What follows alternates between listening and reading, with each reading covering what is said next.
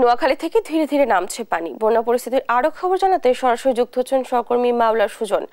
সুজন, নোয়াখালীর পরিস্থিতি এখন কেমন দেখছেন? ত্রাণ ও উদ্ধার কাজে অগ্রগতি কেমন রয়েছে? ডানা নোয়াখালী বন্যা পরিস্থিতি যদি বলতে হয় যে পানি নামছে, তবে তার গতি খুবই ধীর গতিতে নামছে। তো টানা 3 দিন বৃষ্টির পরে আজকে সূর্যের দেখা মিলেছে। তো এই সূর্য দেখার পরে যে মানুষের মনে একটু স্বস্তি এসেছে, জনমনে একটু স্বস্তি এসেছে, যারা আশ্রয়কেন্দ্র আছে তাদের মনে একটু স্বস্তি এসেছে। তবে মনে একটি ভয় কাজ করছে, সেটি হচ্ছে যে এই পানি কবে কমবে বা এই পানি কবে যে ধীর গতিতে প্রবাহিত হচ্ছে তার সময় লাগবে বলেও তারা ধারণা করছে। এর কারণ তারা কবে বাড়ি ফিরতে পারবে একটি সংশয় তাদের মনে কাজ করছে।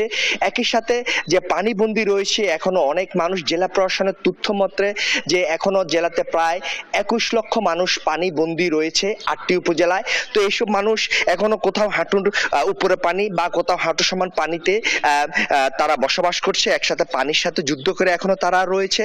তো আমার সাথে আরো কথা হয়েছে যে জেলা ত্রাণ ও দুর্যোগ ব্যবস্থাপনা কার্যালয়ের সাথে। তারা জানিয়েছে যে আসলে আশ্রয় কেন্দ্রে যারা আছে তারা এখনো পানি বন্দী হওয়ার কারণে তারা আশ্রয় কেন্দ্রে রয়েছে।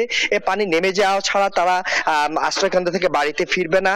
তো সরকারিভাবে যেসব সাহায্য আসছে তাদেরকে সেটি বিভিন্ন আশ্রয় কেন্দ্রে দেওয়া হয়েছে। এছাড়া বিভিন্ন বেসরকারি উদ্যোগে, বিশেষ করে সামাজিক সংগঠন, রাজনৈতিক সংগঠন, সাংস্কৃতিক সংগঠন, বিভিন্ন মানবাধিক সংগঠনের সব ব্যক্তিগত যারা ত্রাণ দিয়েছেন যে তারা সেগুলো পাচ্ছেন। তবে একটি অভিযোগ রয়েছে যে জেলার 8টি উপজেলার যে প্রত্যন্ত অঞ্চল রয়েছে, বিশেষ করে যেগুলো একটু গহীনে রয়েছে, যেগুলাতে যোগাযোগের কারণে যাওয়া সম্ভব হয়নি অথবা যে নৌকার অভাবে বিভিন্ন কেন্দ্রে আশ্রয় কেন্দ্রে যাওয়া সম্ভব হয়নি, ওইসব বানবাসীরা কিছুটা খাদ্য সংকটে রয়েছে।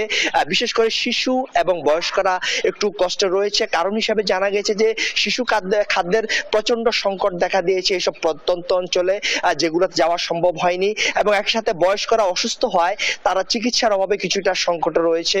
তো এই বিষয়ে আমার সাথে কথা হয়েছে জেলা সিভিল সার্জনের সাথে। তিনি জানিয়েছেন যে নোয়াখালী যে জেলা সিভিল সার্জনের উদ্যোগে 88টি টিম মেডিকেল টিম গঠন করা হয়েছে। এইসব মেডিকেল টিম যাওয়ার চেষ্টা করছে প্রত্যন্ত অঞ্চলে।